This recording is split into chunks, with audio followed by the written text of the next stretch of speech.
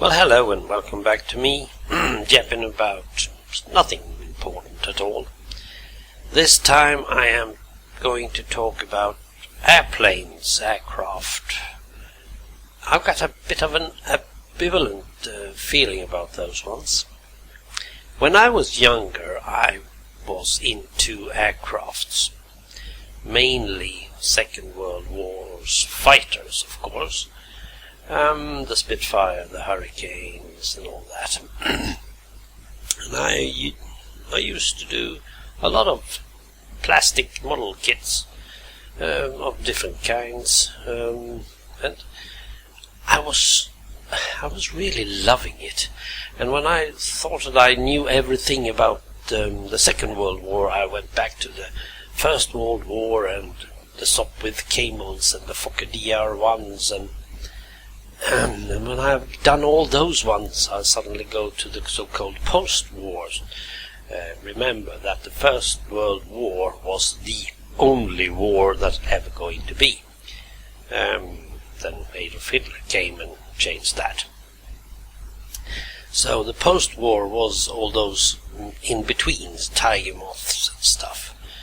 And then slowly I went to the jet age and all that, and I was probably going to my army services at the time, so suddenly I realized that war meant death of people, and suddenly I realized that Second World War and even First World War had meant the death of many people, and people dying. Well, that was something I didn't like. So I slowly moved over to, I think I used to do American trucks or stuff in plastic model kits instead. Well, they weren't that fun and they weren't that beautiful. But still I had a lot of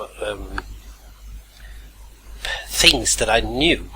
I mean, I filled my little brain with stuff like the Spitfire Mark IV could do 645 kilometers per hour or something like that, and it was 10 meters between the wingtips and 19, I think it was just over 9 meters long. I mean, what use do you have of that knowledge? But that was what I was doing. And well, still today when I see a Spitfire or a picture of one, actually, I like it. I really like it. Now, my taste is always debated, so don't bother think about that. But the older you get, the more problematic it is. I mean, at the moment I am a bus driver, and I'm trying to do my eco-driving. I'm really trying to do my little impact on the environment, on the climate.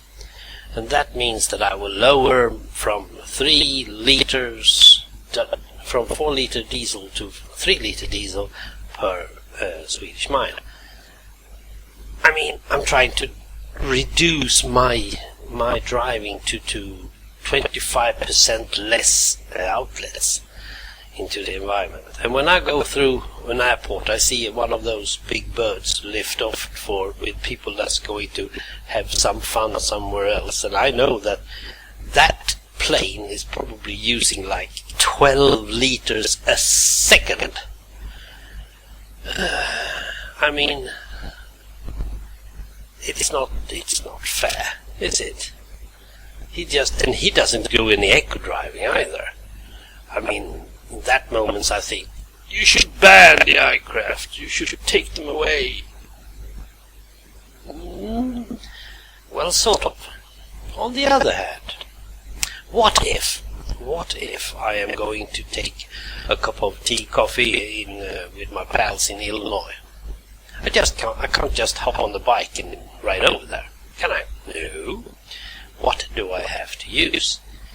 Well, you can go by boat, but that is a freighter, nothing else. There is no traffic with people anymore. You have to have take the aircraft. And it is the easiest way, at least if I want to get home the same month.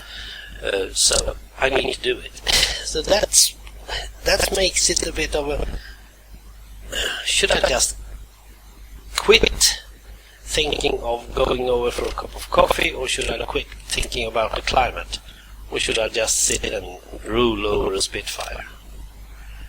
Oh, that is a problem. Thanks for listening. Bye.